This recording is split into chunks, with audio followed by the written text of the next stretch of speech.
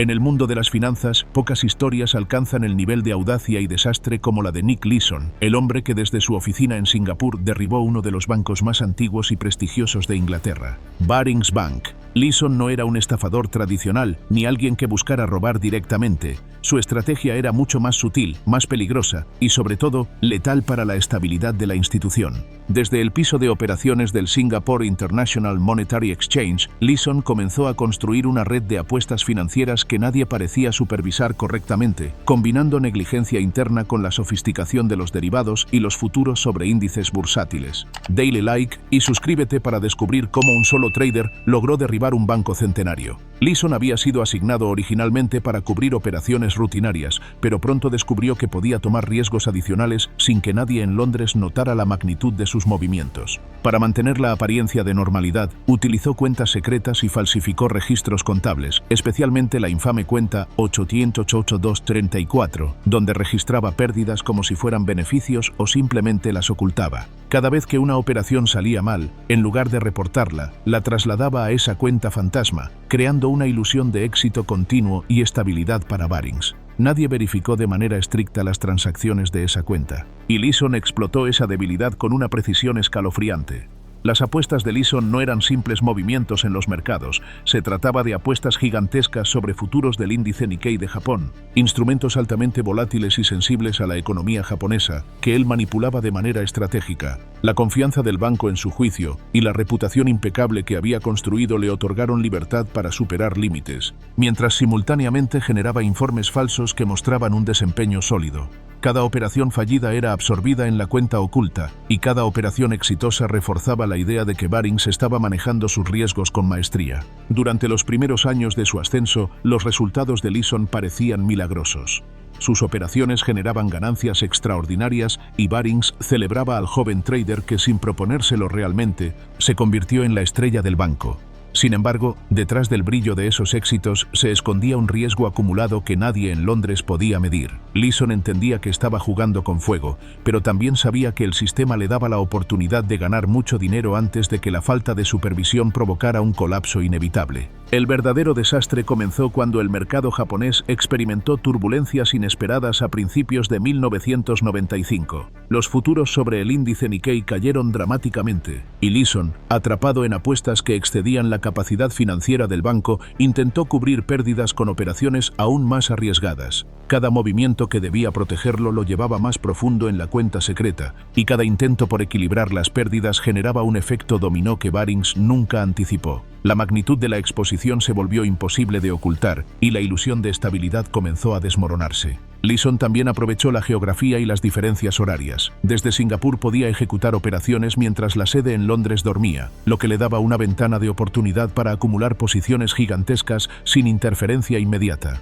La confianza que depositaron en él se convirtió en un arma de doble filo. La estructura del banco no estaba diseñada para auditar operaciones de manera rápida ni para revisar cuentas secretas en tiempo real. Esto permitió que el trader fantasma operara de manera casi autónoma, escalando el riesgo hasta niveles catastróficos. Uno de los elementos más fascinantes de este caso fue cómo Leeson utilizaba la documentación y los sistemas contables a su favor. Cada informe enviado a Londres estaba cuidadosamente manipulado para que mostrara resultados positivos o neutros, ocultando de manera efectiva cualquier indicio de que el banco estaba al borde del colapso. La sofisticación de este engaño financiero era tal que incluso auditores externos y supervisores senior aceptaban los números sin cuestionarlos, confiando en la reputación del trader y la aparente consistencia de los reportes. El ambiente dentro de la oficina de Leeson en Singapur estaba impregnado de presión y riesgo constante. Cada operación requería atención extrema, decisiones rápidas y la capacidad de anticipar movimientos del mercado que pocos podían prever. La adrenalina que generaba esta dinámica llevó a Leeson a confiar excesivamente en su juicio, lo que a la larga amplificó los errores cuando los mercados comenzaron a moverse en contra de sus posiciones. Era un equilibrio entre brillantez y temeridad que, durante años, mantuvo al banco en una ilusión de prosperidad. Los empleados cercanos a Leeson describían un entorno donde la información era cuidadosamente controlada. Nadie sabía exactamente qué estaba haciendo, y quienes intentaban preguntar o entender sus movimientos eran generalmente desviados con explicaciones superficiales. La opacidad fue un componente crítico de cómo Leeson logró operar sin ser detectado durante tanto tiempo. Este aislamiento lo convirtió en el epicentro de todas las decisiones clave sobre las apuestas del banco, consolidando su control sobre la narrativa financiera interna. Mientras tanto, los ejecutivos en Londres, confiados en los informes que recibían, celebraban los beneficios aparentes. Ninguno cuestionó los detalles detrás de las operaciones ni la ausencia de documentación verificable sobre la cuenta 88234. Esta combinación de confianza ciega y supervisión deficiente creó el escenario perfecto para que Leeson acumulara deudas gigantescas que, cuando los mercados colapsaron, resultaron imposibles de cubrir. La brecha entre la realidad y la percepción se convirtió en la grieta por donde se filtró el desastre. La caída de Leeson y de Barings Bank se aceleró en enero de 1995, cuando los informes de pérdidas se volvieron imposibles de ocultar. La magnitud de la deuda, aproximadamente 1.100 millones de dólares, superaba con creces los recursos del banco y expuso la fragilidad de las instituciones financieras que confían demasiado en individuos sin controles adecuados.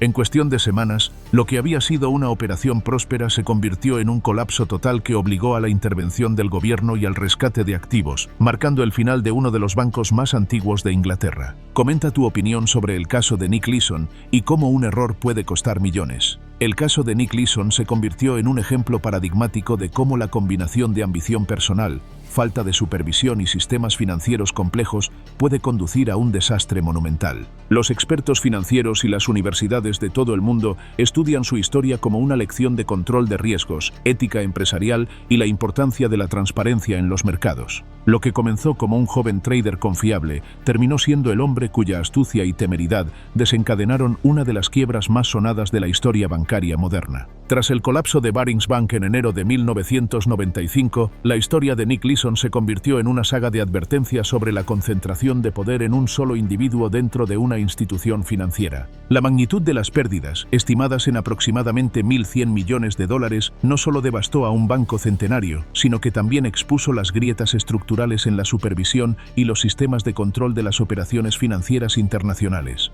Leeson, consciente de la inevitabilidad de la exposición de sus acciones, tomó la decisión de huir, abandonando Singapur mientras las autoridades comenzaban a investigar la magnitud de las operaciones fraudulentas y los movimientos secretos en la infame cuenta 88234. Su fuga inicial llevó a Leeson a Alemania, donde intentó permanecer bajo perfil mientras evaluaba sus opciones legales y de seguridad. Sin embargo, las autoridades internacionales ya habían comenzado a rastrear sus movimientos, alertadas por la complejidad de las transferencias y la documentación contable que dejaban un rastro inevitable. La combinación de cuentas offshore, derivativos de alto riesgo y manipulaciones contables no pasó desapercibida para los reguladores, quienes rápidamente comprendieron que el caso no solo involucraba pérdidas financieras, sino también una violación masiva de la confianza depositada por clientes, socios y accionistas del banco. La captura de Leeson en Alemania marcó el inicio de un proceso judicial que revelaría públicamente la magnitud de sus acciones y las fallas sistémicas que las habían permitido. Durante el juicio, se desglosaron cada una de las operaciones que habían llevado a Barings al borde de la quiebra, incluyendo cómo las apuestas sobre futuros del índice Nikkei se multiplicaron sin control, y cómo la falta de segregación de funciones permitió que Leeson actuara como operador y auditor de sus propias transacciones. Los fiscales destacaron que, aunque Leeson actuó con astucia, el colapso también fue producto de negligencia institucional y supervisión deficiente. Uno de los aspectos más sorprendentes revelados en los tribunales fue la sofisticación con la que Leeson manipuló los informes contables.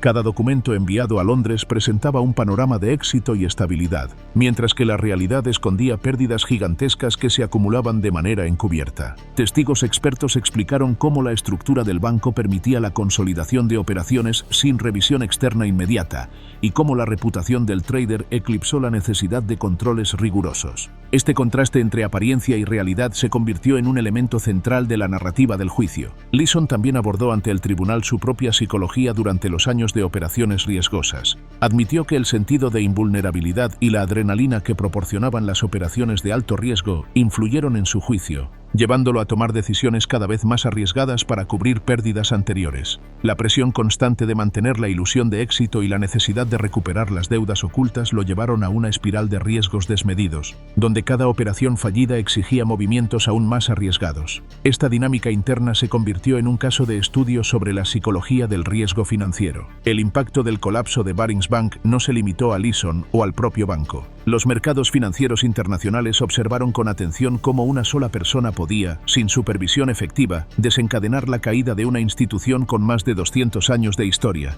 Los reguladores en el Reino Unido y Asia comenzaron a revisar políticas de auditoría, segregación de funciones y monitoreo de riesgos, estableciendo precedentes que influyeron en la regulación de mercados durante décadas. La historia de Leeson se convirtió en un ejemplo claro de la importancia de controles internos robustos y de la supervisión activa de traders con acceso a posiciones críticas.